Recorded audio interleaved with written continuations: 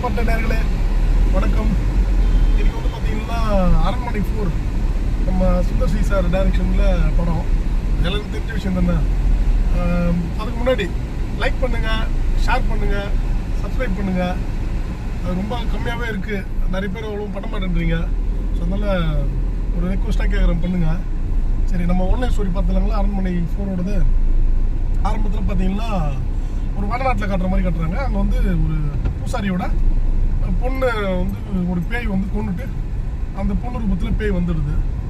So அந்த பூசாரி என்ன பண்ணுறாருன்னா அந்த பேயோட ஆத்மாவையே வந்து ஒரு டப்பாக்குள்ளே போட்டு எங்கேயும் வச்சிடறாரு. ஸோ இதை வந்து நீ வந்து என் பொண்ணை நீ கொண்டுட்ட, என் பொண்ணாட்டி நான் பதில் சொல்லுவேன், அதனால் நீ என் பொண்ணா நீ தான் நடிச்சாகணும் பார்க்க ஃபுல்லாக அப்படின்னு சொல்லிட்டு பேயை வீட்டுக்கு கூட்டு போயிடுறாரு. ஸோ இதோட முடிஞ்சது. இதோட முடிஞ்சு இங்கே நம்ம தமிழ்நாட்டில் காட்டுறாங்க. அப்போ வந்து சடனாக பார்த்தீங்கன்னா நிறைய கொலைகள் நடக்குது. அந்த பேய் ஏதோ ஒரு அமானுஷ்ய சக்தியால் கொலைகள் நடக்குது. அது யார் கொலை பண்ணுறாங்கன்னு ஒரு ட்விஸ்ட்டாகவே வச்சுட்டு போகிறாங்க. எதனால் நடக்குது, யார் பண்ணுறாங்கன்னு ஒரு 3-4 ஆங்கிளில் ஃபர்ஸ்ட் ஹாஃப் வரைக்கும். ஸோ அது நல்லா விறுவிறுப்பாகவே இருக்குன்னு வச்சுக்கலாம். விறுவிறுப்பு, த்ரில்லிங்கு எல்லாமே இருக்குது. அடுத்த செகண்ட் ஹாஃபில் தான் வந்து இந்த கொலையெல்லாம் யார் பண்ணுறதுன்னு தெரிய வருது. தெரிய வந்ததுக்கப்புறம் பார்த்தீங்கன்னா இந்த அந்த பேயோட வேலை வந்து என்னென்னா லாஸ்ட் ஒரே ஒரு டாஸ்க். அது என்னென்னா நம்ம சுந்தர்சி அவங்க தங்கச்சி தம்முன்னா அவங்களோட குழந்தைய கொண்டே ஆகணும்.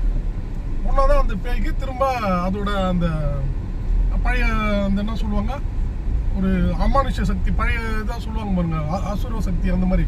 ஸோ அது வந்து சேரும் அப்படின்றதுக்காக இந்த லாஸ்ட்டாக அந்த குழந்தைய மட்டும் கொலை பண்ண ட்ரை பண்ணுது.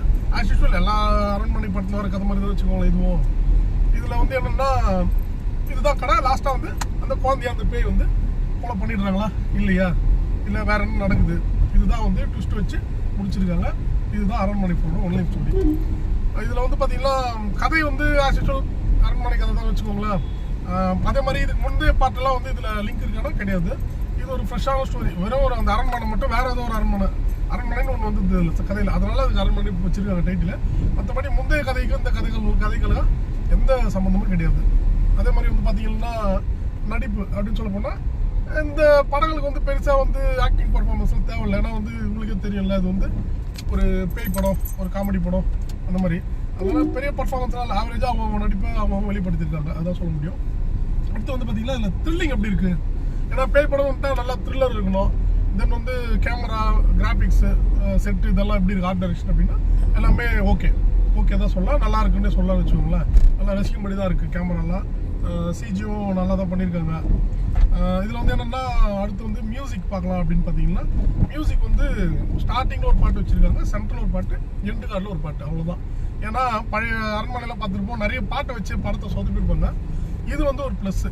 படத்துக்கு கிளைமாக்ஸுக்குள்ளே வரைக்கும் வந்து பார்த்தீங்கன்னா மொத்தமே வந்து 2 பாட்டு தான். ஸோ அதனால் வந்து பாட்டு பொறுத்த வரைக்கும் கவலைப்படாதீங்க, நல்லாவே இருக்குது. அந்த 2 பாட்டும் கூட நல்லா தான் இருக்குது, ரசிக்கும்படி இருக்குது.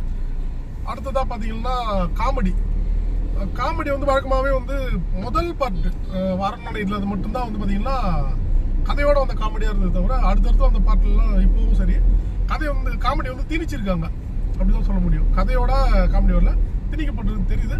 இருந்தாலும் ஓகே, எல்லாமே தேட்டரில் சிரிச்சு கை தட்டுற அளவுக்கு இருக்குன்னு வச்சுக்கோங்களேன். லாஜிக்கு பார்க்கக்கூடாது, அதாச்சும் உங்களுக்கே தெரிஞ்ச விஷயம் தான்.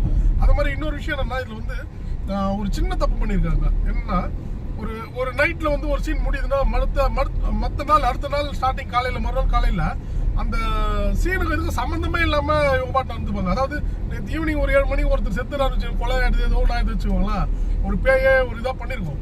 மறுநாள் பார்த்தீங்கன்னா ஆக்சுவல் எல்லாமே அவங்க ஒர்க்கை பார்த்துட்டு இருக்க மாதிரி இருக்கும். அந்த ஏன் பண்ணாங்க, எதுக்காக அந்த கொலை வந்தது இல்லை அதை பற்றி, ஸோ அந்த மாதிரி ஒரு கோர்வை இல்லாத மாதிரி தான் இருக்குது. அதுதான் சின்ன மிஸ்டேக்கு.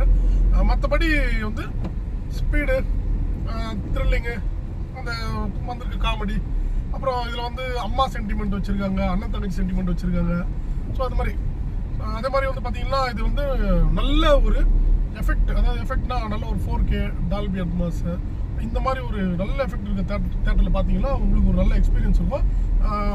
மொட்டைப்பட்ட சேனல் சார்பாக வந்து இந்த படத்துக்கு ரிவ்யூ டோட்டலாக என்ன சொல்கிறோம் அப்படின்னா ரெக்கமெண்டட், ஃபேமிலியோட தாராளமாக போய் பார்க்கலாம் அப்படின்னு ரெக்கமெண்டட். ஏன்னா இப்போ ஸ்கூல் லீவில் இருக்க பசங்களுக்கெல்லாம் கூட நல்லா பிடிக்கும் அது. ஏன்னா இதில் சின்ன பசங்களையும் காமெடியெல்லாம் கொண்டு வந்திருக்காங்க. ஸோ அதனால் கண்டிப்பாக ஃபேமிலியோட போய் பார்க்கலாம் அப்படின்னு மொட்டைப்பட்டு சேனல் சார்பாக ரெக்கமெண்ட் பண்ணுறோம். அடுத்த படத்தோட ரிவ்யூவோட மீட் பண்ணலாம்.